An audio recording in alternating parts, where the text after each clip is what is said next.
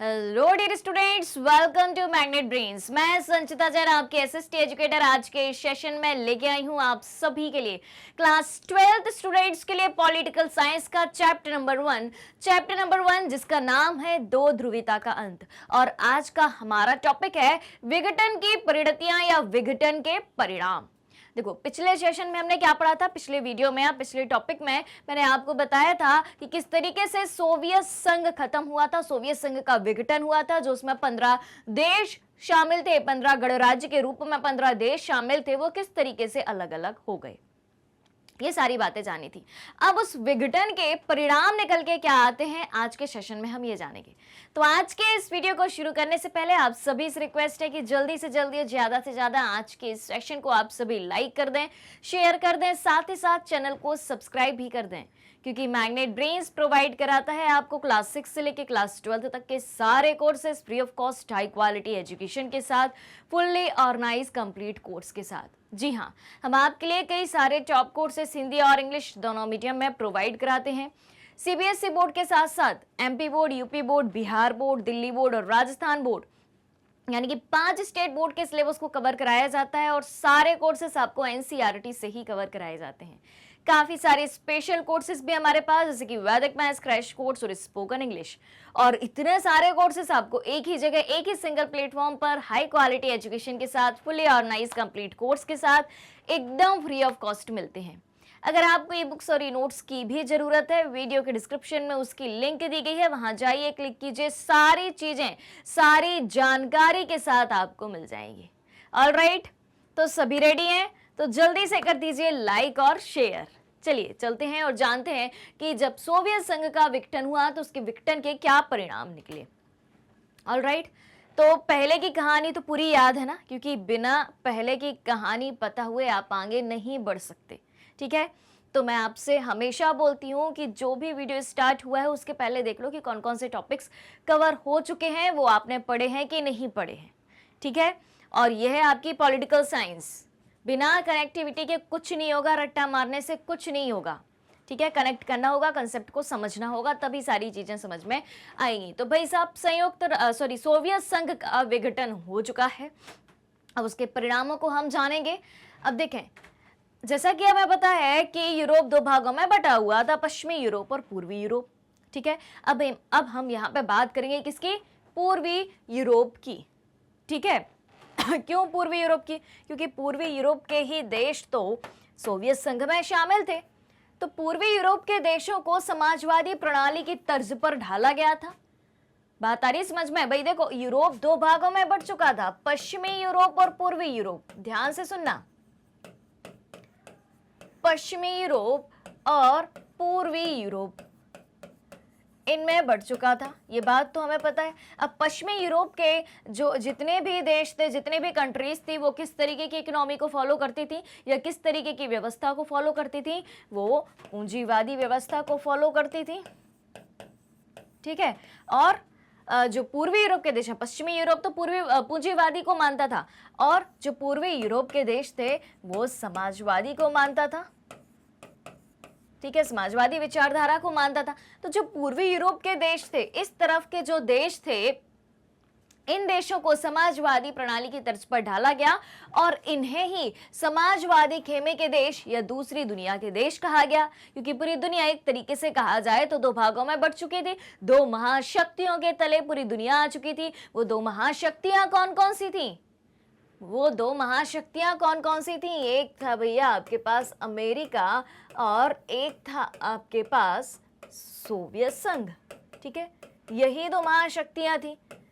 तो दुनिया भर के देश किसी न किसी महाशक्ति से जुड़ गए थे, ये बात हम सभी को पता है। तो ये क्या है? ये दूसरी दुनिया के देश थे, जो सोवियत संघ के देश थे, जो समाजवादी खेमे में रहते थे, पूर्वी यूरोप के देश थे। क्लियर? इतनी बात तो हम सभी ने पहले ही पढ़ी है। अब दूसरा पॉइंट क्या है कि शीत युद्ध का संघर्ष समाप्त हो गया, दूसरी दुनिया का पतन हो गया। विघटन के परिणामों के फलस्वरूप क्या होता है? अब सोवियत संघ का विघटन हुआ है, अमेरिका नहीं टूटा है। अमेरिका तो एक था, सोवियत संघ में 15 देश शामिल थे। ठीक है, जिसमें रूस भी शामिल था और रूस का दबदबा था बाकी देशों पर। यह बात हमने पढ़ी थी, याद आ रहा है ना सब कुछ? ठीक है। तो जो बाकी के देश थे सोवियत संघ के, वो एकदम प्रेशर में रहते थे, दबाव में रहते थे, वे मुक्ति चाहते थे, वो परेशान हो चुके थे, पूर्वी यूरोप की जनता परेशान हो चुकी थी, इसलिए तो उन्होंने बर्लिन की दीवार भी गिरा दी थी 1989 में। याद आ रही है कहानी? बताओ भाई, बर्लिन दीवार गिरी थी कब? 1989 में। और 1991 में क्या हुआ था? सोवियत संघ का पतन हुआ था भाई, सोवियत संघ का विघटन हुआ था। तो जैसे दूसरी दुनिया का अंत होता है, समाजवादी खेमे का अंत होता है, सोवियत संघ का अंत होता है, वहीं से शीत युद्ध खत्म। क्योंकि शीत युद्ध किसके बीच चल रहा था? अमेरिका और सोवियत संघ। अब भाई साहब ये ढह गए हैं, ये हार गए, एक तरीके से कहा जाए। शीत युद्ध खत्म, शीत युद्ध खत्म, यानी कि दो ध्रुवीयता का अंत हो चुका था। और चैप्टर क्या है हमारा? दो ध्रुवीयता का अंत। इन्हें ही दो ध्रुव कहा गया था, दुनिया के दो ध्रुव, अमेरिका और सोवियत संघ। सोवियत संघ खत्म, यानी कि दो ध्रुवीयता का अंत हो चुका है, ठीक है। और दूसरी दुनिया का पतन हो चुका है, शीत युद्ध खत्म हो चुका है। क्लियर? फिर क्या होता है? एक ध्रुवीय विश्व अर्थात अमेरिकी वर्चस्व का उदय होता है। अब बचा कौन? अब दूसरी महाशक्ति खत्म हो चुकी है, अमेरिका है अब, तो एक ध्रुव बचा है, एक ध्रुवीय विश्व उस समय हमें देखने को मिल रहा था, जिसमें अमेरिका का वर्चस्व जो है चालू हो गया था, यानी कि पूरी दुनिया पर अमेरिका सबसे भारी पड़ रहा था। सबसे बड़ी महाशक्ति के रूप में कौन था उस समय? सिर्फ और सिर्फ अमेरिका। क्लियर? अगला पॉइंट देखें, हथियारों की होड़ की समाप्ति, सोवियत खेमे का अंत और 15 नए देशों का उदय।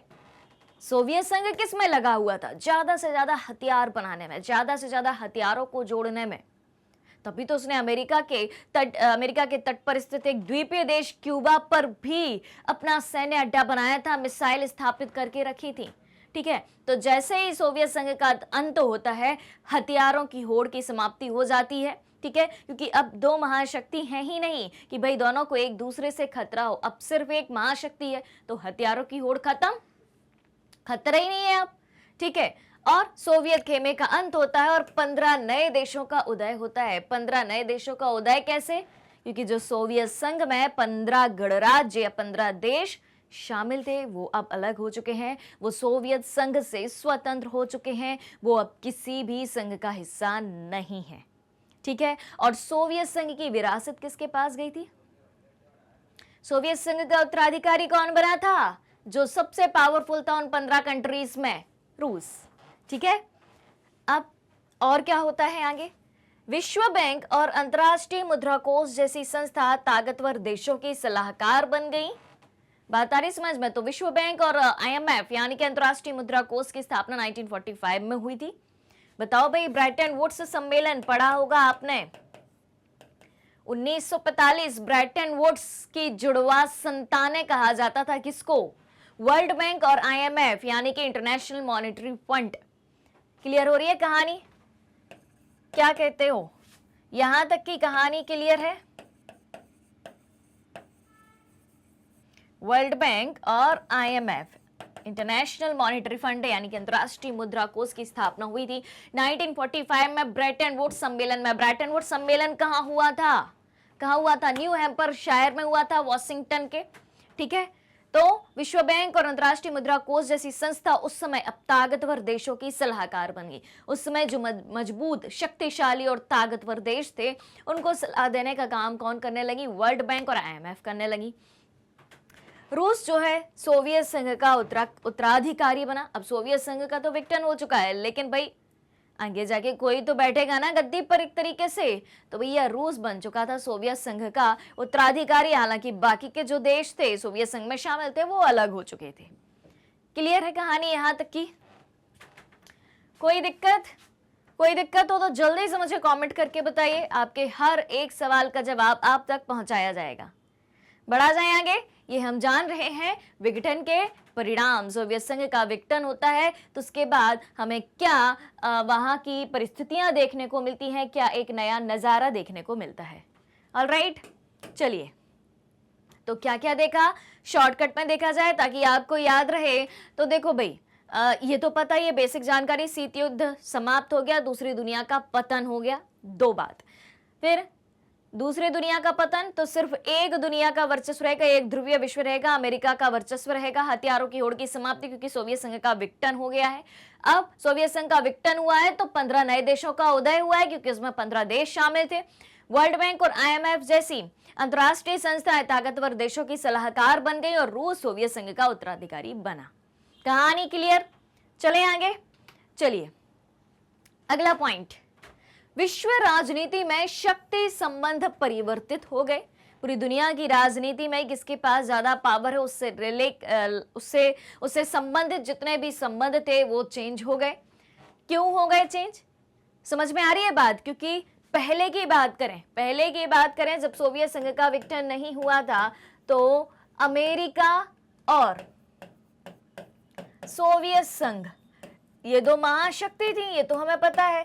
तो पूरी दुनिया या तो अमेरिका के कांटेक्ट में रहती थी, या अमेरिका के अंडर में रहती थी, या अमेरिका का इनको सपोर्ट रहता था, या फिर सोवियत संघ। क्यों? क्योंकि दुनिया के देश जो थे वो ये सोचते थे कि अगर हम इन महाशक्तियों के टच में रहेंगे, किसी ना किसी एक पार्टी के पक्ष में हम रहेंगे, तो दूसरी पार्टी जो है, दूसरी महाशक्ति जो है, उससे हमें सुरक्षा मिलेगी।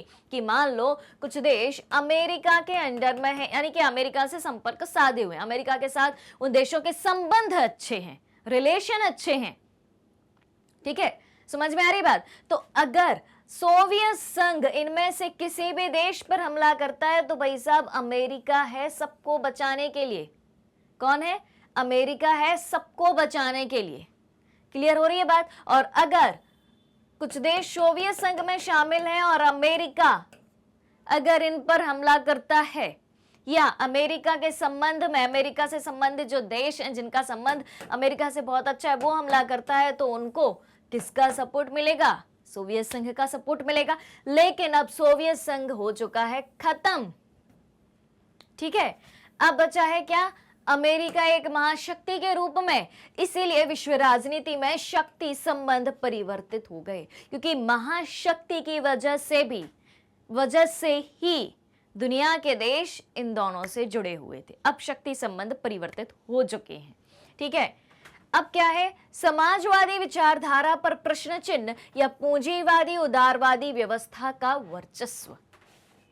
अब भाई साहब जब सोवियत संघ खत्म हो चुका है, सोवियत संघ का विघटन हो चुका है, जो समाजवादी अर्थव्यवस्था को मानता है, तो भैया अब बताओ कि समाजवादी अर्थव्यवस्था फॉलो करी जाएगी या पूंजीवादी व्यवस्था जो है फॉलो करी जाएगी? तो सीधी सी बात है कि जब सोवियत संघ खत्म हो चुका है, ठीक है, पश्चिमी यूरोप के देश तो वैसे भी पूंजीवाद को मानते थे, तो अब पूंजीवादी उदारवादी व्यवस्था का वर्चस्व ही चलेगा। ऑलराइट, क्लियर है कहानी यहां तक की? समझ में आ रही है बात? ऑलराइट, फिर अगला पॉइंट क्या है? शॉक थेरेपी को अपनाया गया। शॉक थेरेपी का क्या मतलब होता है? अब आप पूछेंगे कि ये शॉक थेरेपी क्या है, ये नया वर्ड आया है। भाई थेरेपी तो है, लेकिन शॉक थेरेपी, तो भाई इस शब्द को पहले आप ध्यान से सुनना। शॉक थेरेपी,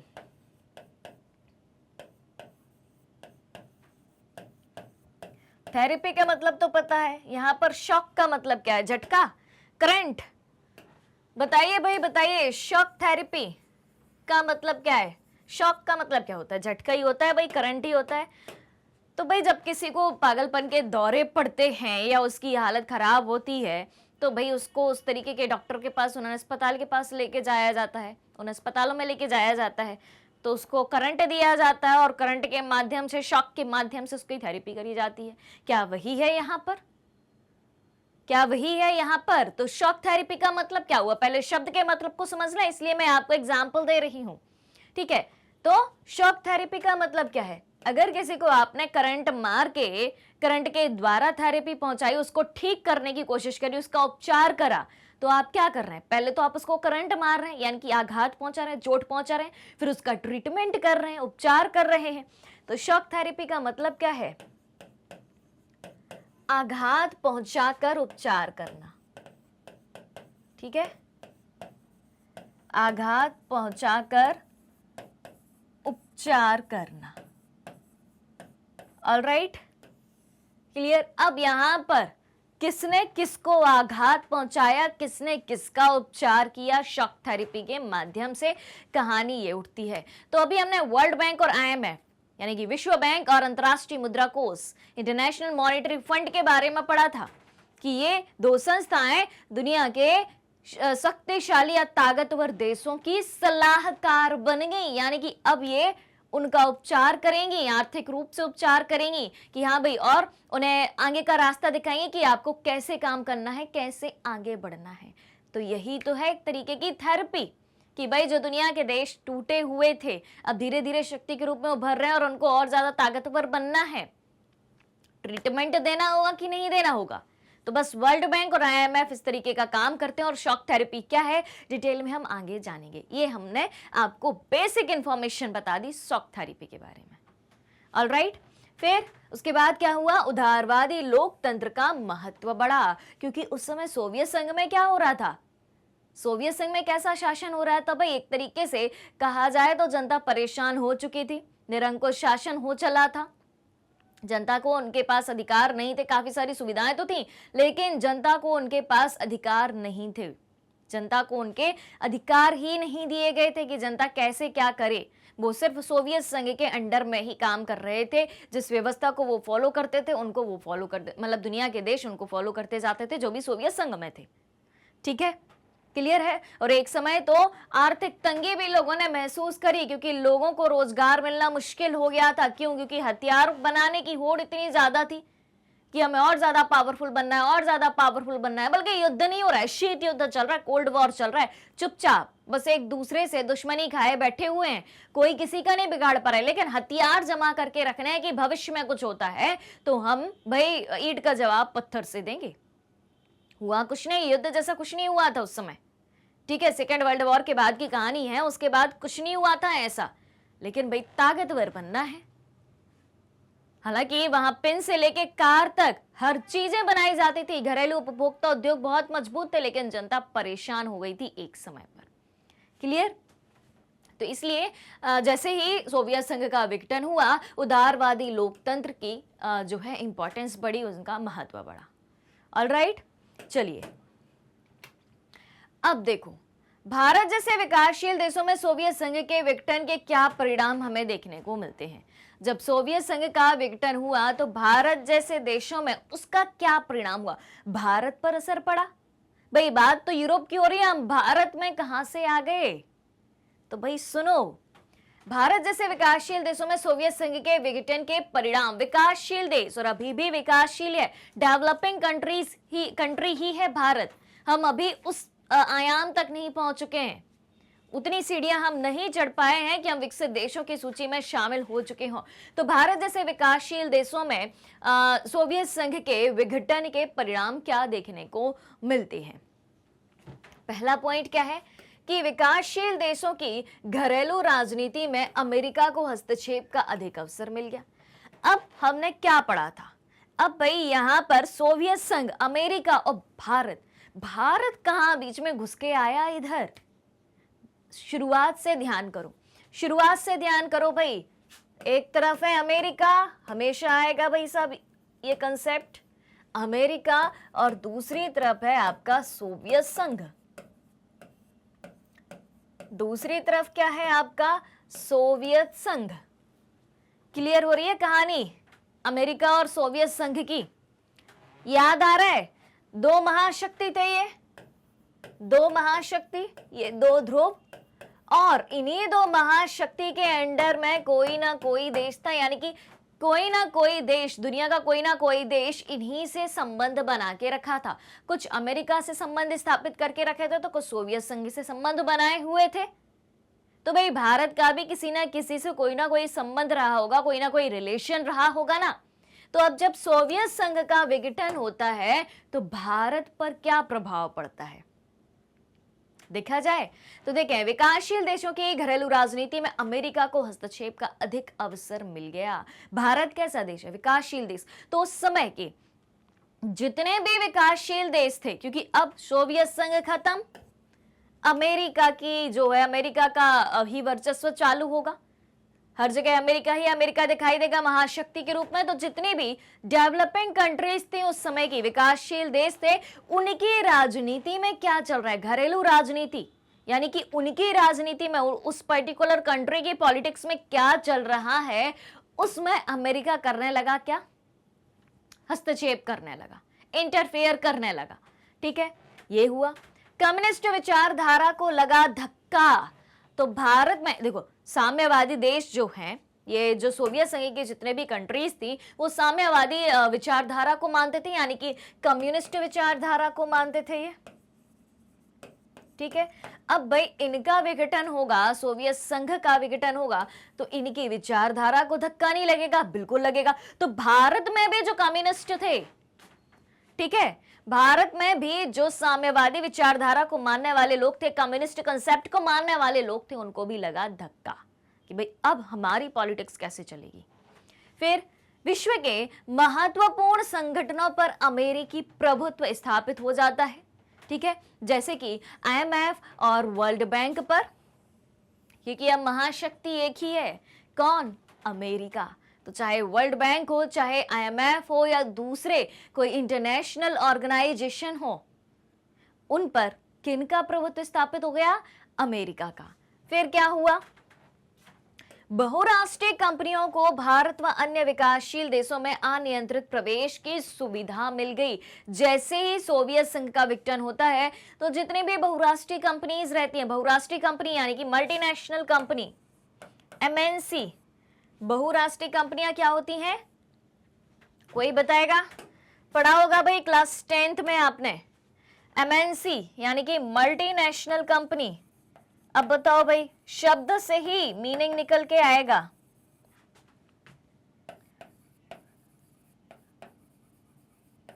शब्द से ही मीनिंग निकल के आएगा। मल्टीनेशनल कंपनी, बहुराष्ट्रीय कंपनी, यानी कि जो बहुत सारे देशों में काम करती हो, सीधी सी बात है, जिनका हेडक्वार्टर एक जगह हो, किसी एक देश की कंपनी हो, लेकिन अलग अलग देशों में काम करती हो। जैसे कि हम बात करें अमेजॉन, फ्लिपकार्ट, ये सब क्या है, मल्टीनेशनल कंपनीज ही हैं। ठीक है, तो जितनी भी मल्टीनेशनल कंपनीज थी, उन कंपनीज को भारत और भारत जैसे दूसरी डेवलपिंग कंट्रीज में, भारत जैसे दूसरे विकासशील देशों में अनियंत्रित प्रवेश की सुविधा मिल गई। कहीं भी कोई भी कंपनी जा सकती थी, अपना ऑफिस खोल सकती थी, अपनी फैक्ट्री लगा सकती थी, या जो भी वो काम करती थी वो कर सकती थी दुनिया की किसी भी डेवलपिंग कंट्री में। क्लियर? ठीक है, तो भारत में भी कई सारी मल्टीनेशनल कंपनी का जो है आगमन हुआ। अब ध्यान देना भाई, मल्टीनेशनल कंपनी, पूरा कंसेप्ट ध्यान में आएगा आपका, सुनना भाई ध्यान से। सोवियत संघ का विघटन कब हुआ, सोवियत संघ का विघटन कब हुआ, जल्दी कमेंट करके बताइए, सोवियत संघ का विघटन कब हुआ, बताओ भाई, कनेक्टिविटी बहुत जरूरी है।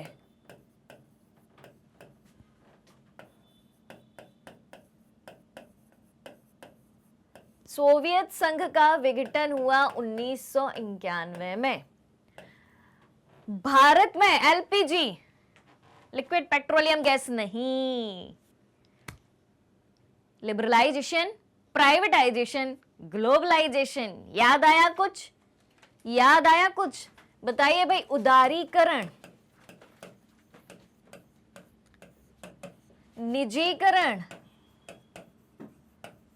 और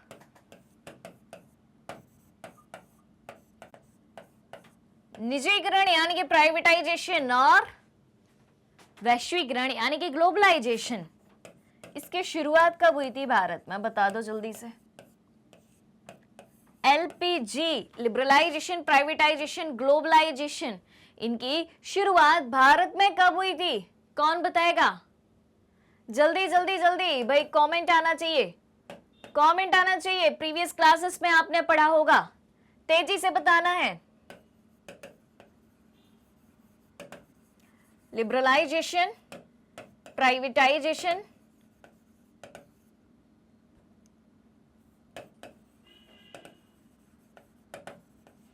और ग्लोबलाइजेशन।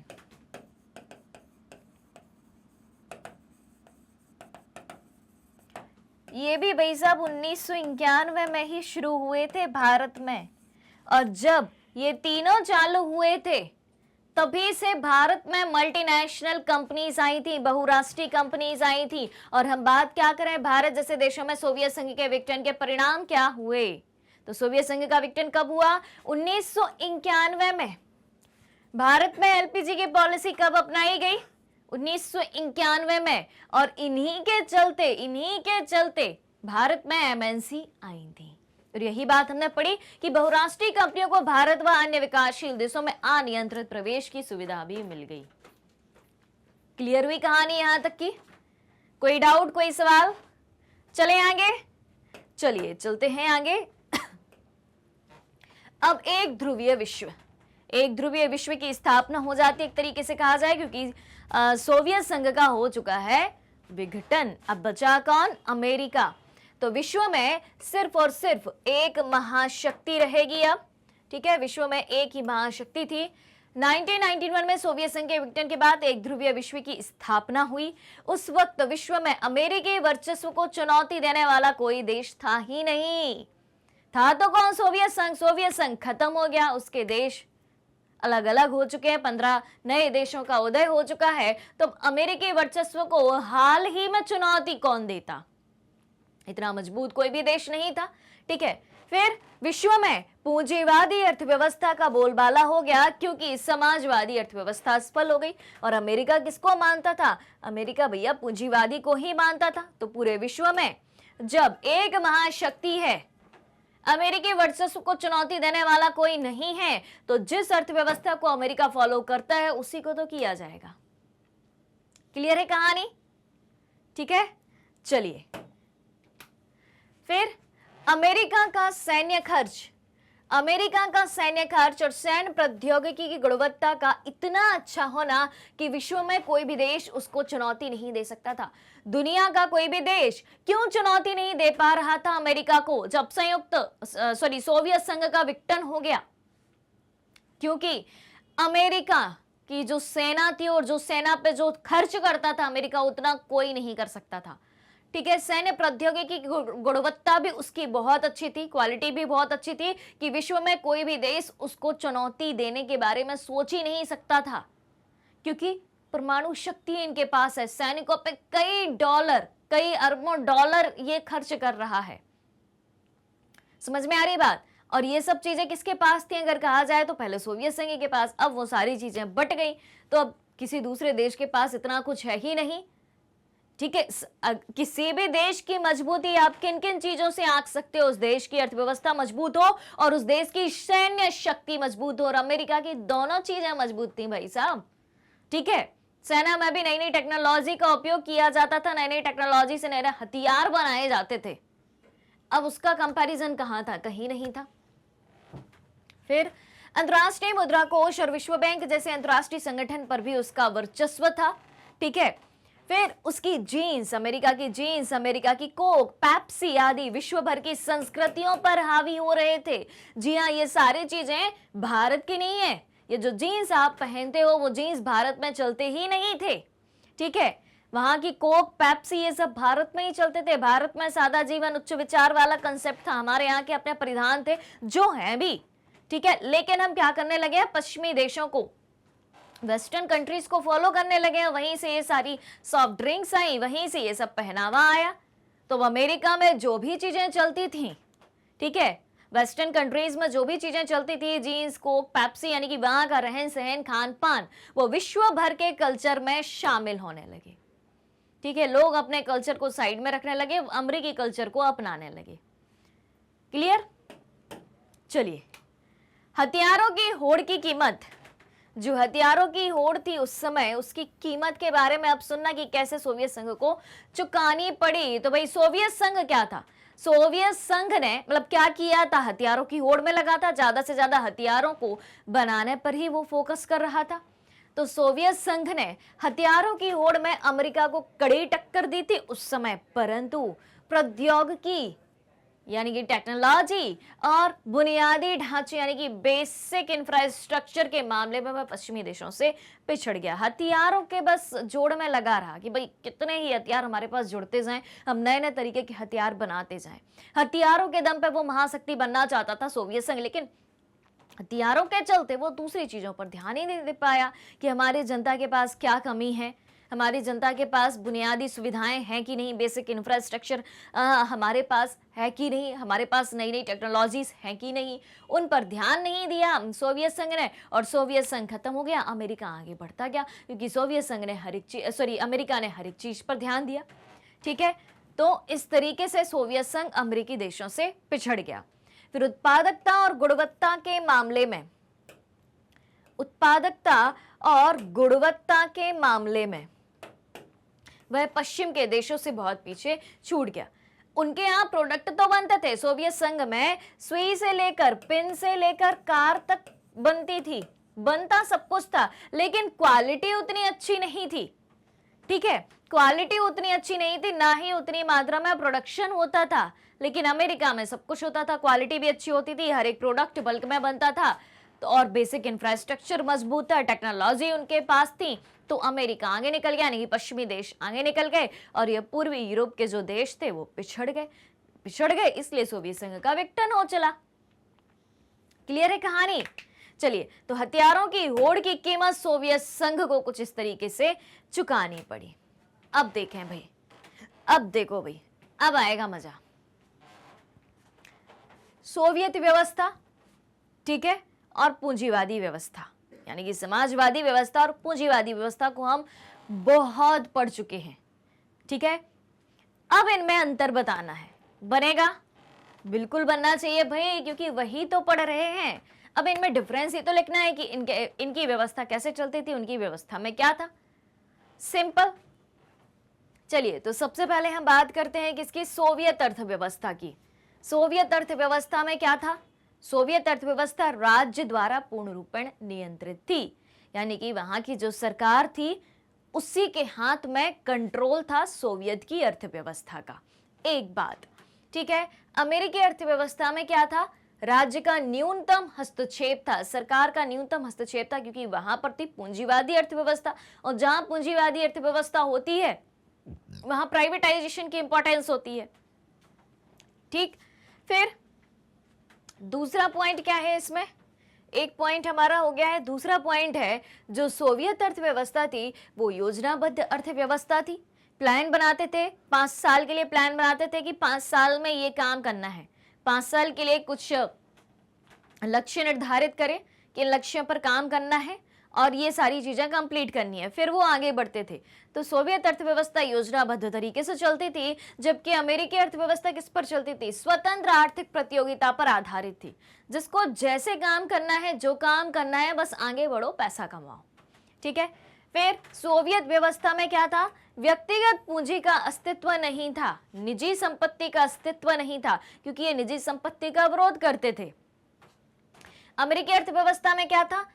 व्यक्तिगत पूंजी की महत्ता थी, निजी पूंजी की महत्ता थी, निजी पूंजी की, प्राइवेट प्रॉपर्टी की ही यहाँ पर इंपॉर्टेंस थी। ठीक। फिर सोवियत अर्थव्यवस्था समाजवादी आदर्शों से प्रेरित थी कि समाजवाद का कंसेप्ट जो कहता है हम उसी पर काम करेंगे। और अमेरिकी अर्थव्यवस्था क्या थी? अधिकतम लाभ के पूंजीवादी सिद्धांत पर आधारित थी कि हमें ज्यादा से ज्यादा प्रॉफिट कमाना है, हमें समाज कल्याण नहीं देखना, हमें ज्यादा से ज्यादा प्रॉफिट कमाना है और आगे बढ़ना है। तो ये पूंजीवादी अर्थव्यवस्था को मानते थे। फिर पांचवा अंतर क्या है? पांचवा अंतर है कि उत्पादन के साधनों पर राज्य का स्वामित्व था, जो भी प्रोडक्शन के साधन थे उस पर किसका अधिकार होता था? सरकार का अधिकार होता था। और अमेरिकी अर्थव्यवस्था में क्या होता था? उत्पादन के साधनों पर बाजार का नियंत्रण था। क्लियर? ठीक है, तो यहां तक कोई डाउट है? कोई दिक्कत? अगर हो कोई दिक्कत तो भैया जल्दी से बताइए, जल्दी से बताइए, आपके हर एक सवाल का जवाब आप तक पहुंचाया जाएगा। ऑलराइट, चलें आगे। चलिए चलते हैं। तो इसी के साथ आज का ये सेशन खत्म होता है। आज के सेशन में हमने ये जाना कि जब सोवियत संघ का विघटन होता है तो उसके रिजल्ट क्या निकल के आते हैं और सोवियत संघ के विघटन के भारत पर क्या प्रभाव पड़ते हैं। और आखिरी में हमने ये जाना कि सोवियत अर्थव्यवस्था और पूंजीवादी अर्थव्यवस्था में क्या अंतर है। तो इतना सब कुछ जानने के बाद भी अगर कोई डाउट है, कोई वर्ड भी अगर आपको समझ में नहीं आया है, तो फौरन कमेंट करके बताना है, आपके हर एक सवाल का जवाब आप तक पहुंचाया जाएगा। तो अगर आप हमारे डेली के लाइव सेशन और रिकॉर्डेड सेशन से जुड़ना चाहते हैं, सारी चीजें उपलब्ध है मैग्नेट ब्रेन्स के यूट्यूब चैनल, वेबसाइट और एप्लीकेशन पर। मैग्नेट ब्रेन्स इंडिया का number 1 100% free online education platform है। इसके अलावा अगर आप ई बुक्स और ई नोट्स भी चाहते हैं, उसकी लिंक भी वीडियो के डिस्क्रिप्शन बॉक्स में दी गई है, वहां से आप अवेल कर सकते हैं। सारी चीजें सारी जानकारी के साथ प्राप्त कर सकते हैं। हमारे पास आपके लिए कई सारे टॉप कोर्सेस इंग्लिश और हिंदी दोनों मीडियम में उपलब्ध हैं। सीबीएसई बोर्ड के साथ साथ दिल्ली, बिहार, यूपी, एमपी और राजस्थान बोर्ड के सिलेबस को भी कवर कराया जाता है। काफी सारे स्पेशल कोर्सेज भी हैं, जैसे कि वैदिक मैथ्स क्रैश कोर्स और स्पोकन इंग्लिश। और इतने सारे कोर्सेज आपको एक ही जगह, एक ही सिंगल प्लेटफॉर्म पर हाई क्वालिटी एजुकेशन के साथ, फुली ऑर्गेनाइज कंप्लीट कोर्स के साथ एकदम फ्री ऑफ कॉस्ट मिलते हैं। मैग्नेट ब्रेन्स यूट्यूब के अलावा अदर सोशल मीडिया प्लेटफॉर्म जैसे कि फेसबुक, इंस्टाग्राम, ट्विटर और व्हाट्सएप पर भी है। आप हमें यहाँ भी फॉलो कर सकते हैं, यहाँ से भी सारी जानकारी प्राप्त कर सकते हैं। तो आज के सेशन को ज्यादा से ज्यादा लाइक और शेयर करते हुए चैनल को सब्सक्राइब भी करना है। हमारे साथ बने रहिए, जुड़े रहिए, पढ़ते रहिए, खुश रहिए। Thank you so much.